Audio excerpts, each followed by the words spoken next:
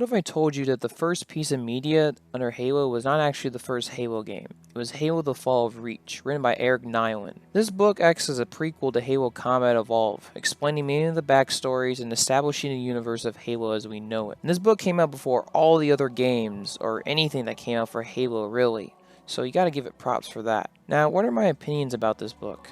I think this book is a great book for lore and Halo fans. It explains so many things about the universe, but as a book on its own, I think it's just decent. The events of Fall of Reach can be summarized in a few points.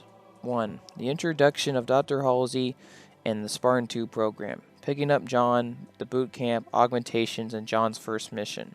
2. The Covenant introduced in the story. Sam, one of Master Chief's closest friends, dies. The Côte d'Azur battle. 3. They return the Reach. Cortana is given to Chief for the first time, and also the modern suit that we would see in Halo 1. Also, Chief is ordered to destroy a piece of nav data as the Covenant invade the planet.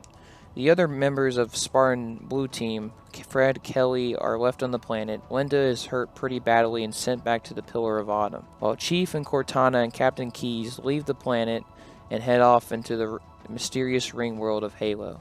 So that was Halo the Fall of Reach. Let's get into positives. For one thing, I love how in the book it explains the backstory of the universe. It explains how the Spartans became Spartans, the augmentation process, Halsey picking John. They gain their first version of the suits, and then eventually gain their second version of the suits, which include Covenant shield technology. Another great positive about the Fall of Reach is its establishment of backstory, characters, and development. There's a lot of things that in Halo were created from the Fall of Reach. For example, John's name. John was created in Fall of Reach. Blue Team was made in Fall of Reach. And many other things like the Spartan 2 program, how the Covenant started the war with humanity. And I think the fact that it takes the time to explain all these things is really great for establishing the context behind Halo 1. Also, Captain Keyes is another cool character in this book. In the games, he never really has a personality, but in this book, he has a lot of charisma, and you get to see his rise from a lieutenant to captain. Also, another great thing about this book is its establishment of huge-scale battles. For one thing, huge-scale battles weren't really seen in the video games, to be honest. In the book, you see massive fleets charging at each other. You get to see really how devastating the Covenant fleet were, and how really to the back of the wall humanity really was. Also seeing John's sort of transition from becoming a child to Spartan was really awesome to see. I also love how the Covenant's described. They're described as a huge imposing force. Every faction of it, by the way.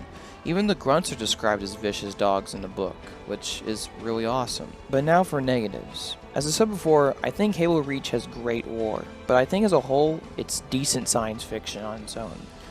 One of my problems with the book is its constantly changing locations and perspectives. What do I mean by this? The book has to go out of its way a lot of times to explain events to the audience. Like we have to jump from John's past, from child to eventually teen, and it's like that in a snap. There's no smooth transition between perspectives in this book, which I'm not personally a big fan of. It creates a lack of a central theme and story in it. Then we have the huge other elephant in the room, continuity. Halo Reach and Halo the Fall of Reach don't quite fit together, and that's really not the fault of the book. The book was well written before the fact, and there was no way the book could have known about the events in Halo Reach because Halo Reach wasn't even made at the time.